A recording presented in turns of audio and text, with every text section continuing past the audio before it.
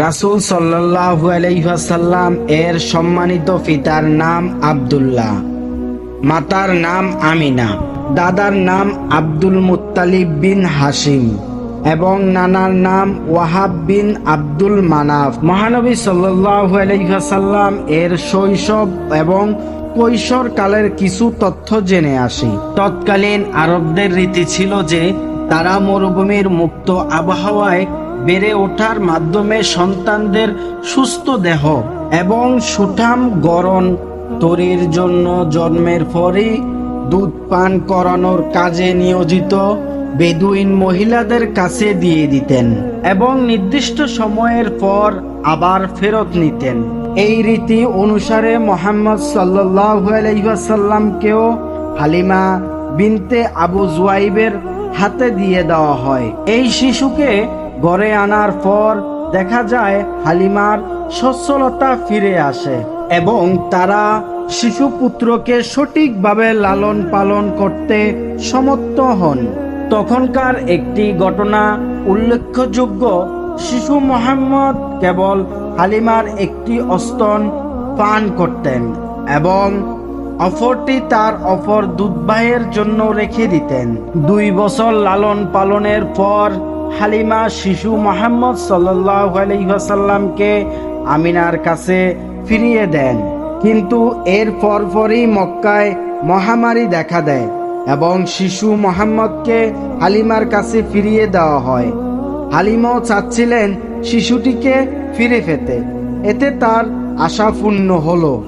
ইসলামী বিশ্বাস মতে এর কয়েকদিন পরই একটি অলৌকিক ঘটনা ঘটে। একদিন তিনি তার সাথী বাচ্চাদের সঙ্গে খেলছিলেন, তখন হঠাৎ 2 ফেরেশতা জিবরাইল আলাইহিস সালাম আরেকজন আসেন। তারা তার বুক ছিঁড়ে কলিজা বের করে এবং সেখান থেকে এক টুকরো কালো বস্তু বের করে বলেন, এটাই শয়তানের অংশ, এবং এরপর জমজম কূপের পানি দিয়ে তা ধুয়ে পরিষ্কার করেন, আবার যথাস্থানে স্থাপন করে দেওয়া হয়। এটি প্রমাণ করে যে আল্লাহ তাআলা নবীজি সাল্লাল্লাহু আলাইহি ওয়াসাল্লামকে শৈশব থেকে শয়তানের প্রভাব থেকে মুক্ত রাখার ব্যবস্থা করেছিলেন। এটি নবুয়তের জন্য প্রস্তুতির একটি অংশ ছিল। তখন এই ঘটনাটি হালিমা দেখতে পান এবং হযরত মুহাম্মদ সাল্লাল্লাহু আলাইহি ওয়াসাল্লামকে মা আমিনার কাছে ফিরিয়ে দেন। 6 বছর বয়স পূর্ণ হওয়া পর্যন্ত তিনি মায়ের সাথে কাটান।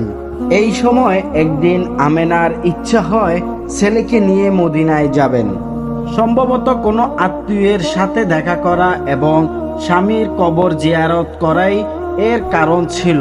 আমিনার ছেলে, শ্বশুর এবং দাসী উম্মে আইমানকে নিয়ে 500 কিলোমিটার পথ পাড়ি দিয়ে মদিনায় পৌঁছেন। তিনি মদিনায় 1 মাস সময় অতিবাহিত করেন। 1 মাস পর মক্কায় ফেরার পথে আরওয়া নামক এক স্থানে এসে তিনি গুরুতর অসুস্থ হয়ে পড়েন এবং সেখানেই মৃত্যুবরণ করেন। মাতার মৃত্যুর পর দাদা আব্দুল মুত্তালিব শিশু মুহাম্মদকে নিয়ে মক্কায় পৌঁছেন।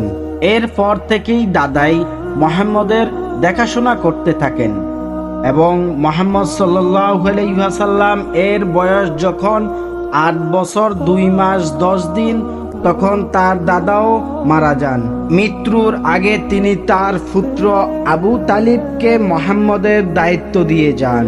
আবু তালিব ব্যবসায়ী ছিলেন এবং আরবদের নিয়ম অনুযায়ী বছরে একবার সিরিয়া সফরে যেতেন। মুহাম্মদ সাল্লাল্লাহু আলাইহি ওয়াসাল্লাম এর যখন বয়স 12 বছর, তখন তিনি তার চাচার সাথে সিরিয়ায় যাওয়ার জন্য বায়না করেন। ফুগার মমতার কারণে আবু তালিব আর নিষেধ করতে পারলেন না। যাত্রা পথে বসরা পৌঁছার পর কাফেলা সহ আবু তালিব তাঁবুত ফেললেন। সে সময় আরব উপদ্বীপের রোম অধিকৃত রাজ্যের রাজধানীর বসরা অনেক দিক দিয়ে সেরা ছিল। কথিত আছে এই শহরটিতে জার্জিস নামে এক খ্রিস্টান প্রার্থী ছিলেন, যিনি বুহাইরা বা বহিরা নামেই অধিক পরিচিত ছিলেন। তিনি তার গির্জা হতে বাইরে এসে কাফেলার মুসাফিরদের মেহমানদারি করেন। এই সময় তিনি বালক মুহাম্মদকে দেখে শেষ নবী হিসেবে চিহ্নিত করেন। ফুজ্জারের যুদ্ধ যখন শুরু হয় তখন নবীর বয়স 15 বছর। এই যুদ্ধে তিনি স্বয়ং অংশগ্রহণ করেন।